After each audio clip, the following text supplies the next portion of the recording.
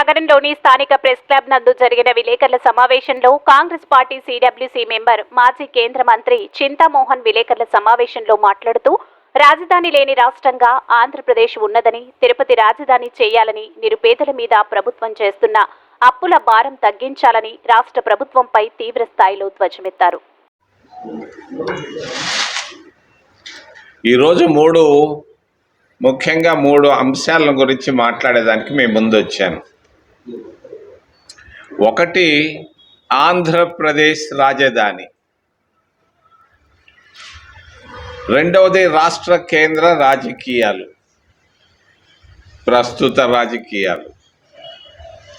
మూడవది, నిరుపేదల అప్పులు.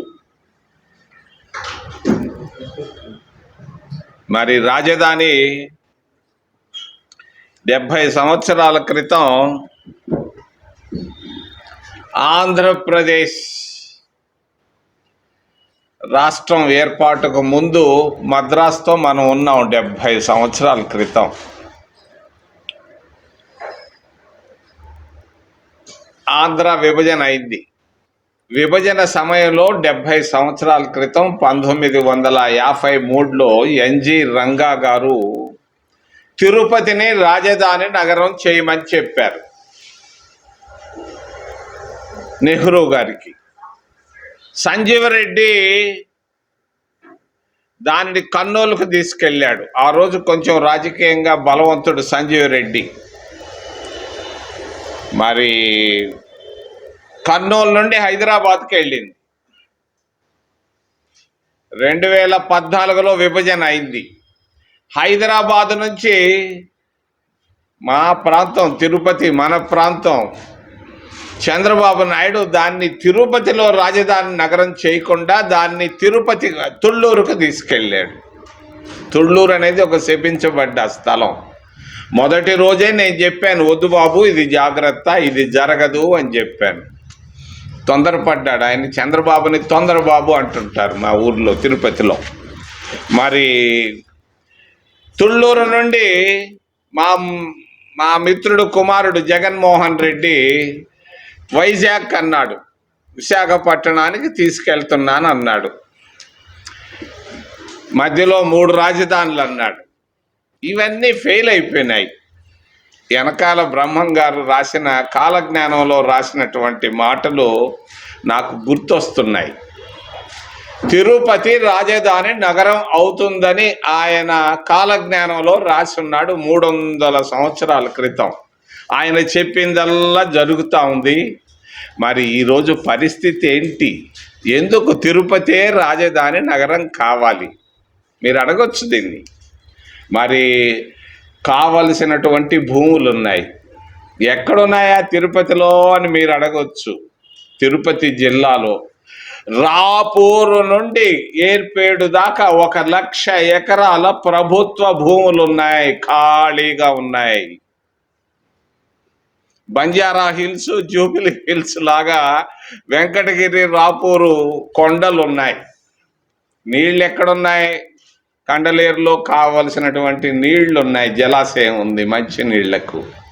మరి అంతర్జాతీయ విమానాశ్రయం ఉంది తిరుపతిలో. 7 జాతీయ రహదారులు ఉన్నాయి, 7 విశ్వవిద్యాలయాలు ఉన్నాయి, 100ల కొద్ది కాలేజీలు ఉన్నాయి, 100ల కొద్ది హాస్పిటల్స్ ఉన్నాయి, మంచి వాతావరణం ఉంది. అటు పలనాడుకైనా, ఉత్తరాంధ్రకైనా, కోనసీమకైనా, రాయలసీమకైనా ఆమోదయోగ్యమైనటువంటి ప్రాంతం రాపూరు నుండి మరి ఏర్పేడు వరకు. ఇది ఆ రోజు బ్రహ్మం గారు చెప్పినటువంటి మాటలే ఈరోజు స్పష్టంగా కనిపిస్తున్నాయి. తిరుపతి రాజధాని నగరం అవుతుంది, అయి తీరుతుంది. దీన్ని ఎవ్వరు ఆపలేరు. రెండవది, రాష్ట్ర కేంద్ర రాజకీయాలు. చాలా మందికి తెలియదు ఈ రోజు ఉన్నటువంటి రాజకీయ పరిస్థితులు. హైదరాబాదులో కూర్చొని, ఏసీ రూముల్లో కూర్చొని, సెల్ ఫోన్లలో సర్వే చేస్తున్నారు, టీ బంకుల్లో సర్వే చేస్తూ పోతున్నాడు ఒక ఆయన. బీహార్ నుంచి ఒక పెద్ద మనిషి, ఆయన టీం అంతా ఈరోజు తెలియనిది మీకు చెప్తున్నాను. 1978 మీరు అప్పుడు ఎంతమంది ఉన్నారో పుట్టారో లేదో తెలియదు. నేను ఉన్నాను ఆ రోజు. ఎంబీబీఎస్ ఫైనల్ ఇయర్ పూర్తి చేసుకొని డాక్టర్గా ఉన్నాను. మరి 1978 రిపీట్ కాబోతా ఉంది ఆంధ్రప్రదేశ్ రాష్ట్రంలో. ఏంది 78 పరిస్థితి? పెద్ద వేవ్ వచ్చింది. తెలియదు మీ అందరికీ. ఎలక్షన్ నోటిఫికేషన్ రాగానే ఉధృతంగా తుఫానులాగా రాబోతా ఉంది. ఆంధ్రప్రదేశ్ రాష్ట్రంలో కాంగ్రెస్ గాలి కొడతా ఉంది. ఇది వాస్తవం. చాలా మందికి తెలియదు. చాలా మందికి, కొంతమంది కార్పొరేట్లకు మాత్రం ఇష్టం లేదు. కానీ వాళ్ళకి ఇష్టమైనా అయిష్టమైనా పేదవాళ్ళ కళ్ళల్లో కన్నీళ్లు కనిపిస్తున్నాయి. నేను ఈరోజు పొద్దున కూడా పోయి వచ్చాను. మరి మనుబోలు హరిజన ఎస్సీ కాలనీకి వెళితే ఒకప్పుడు తూచా అన్న వాళ్ళంతా ఈరోజు పరిగిస్తున్నారు జెండాలు ఎత్తుకొని. ఆ ఇందిరాగాంధీ పాట పెట్టంగానే కన్నీళ్లు పెట్టేస్తున్నారు. నాకైతే ఈరోజు పొద్దున మా అమ్మ నాయన చచ్చిపోయినప్పుడు కూడా నాకు కన్నీళ్లు రాలేదు. ఈరోజు ఎస్సీ కాలనీలోకి వెళ్ళి చూస్తే దినానికి 10-20 సార్లు కన్నీళ్లు వస్తున్నాయి. ఎస్సీలు మొత్తం ఓట్లు అయిపోతున్నారు కాంగ్రెస్ పార్టీకి. ఆంధ్రప్రదేశ్ రాష్ట్రంలో మొత్తం 100% ఓట్లు వేయబోతున్నారు. జగన్మోహన్ రెడ్డిని పూర్తిగా విస్మరిస్తున్నారు. సున్నా జుట్టేశారు జగన్మోహన్ రెడ్డికి. ఆయన నవరత్నాల పైన ఎవ్వరికీ ఇష్టం లేదు.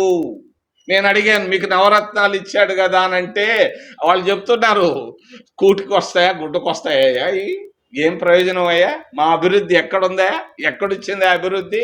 మేము ఇళ్ళు కోరుకున్నాం, ఇళ్ళు లేదు. మా హాస్టల్ బిడ్డలు పంపిస్తే హాస్టల్ మూసేశారు.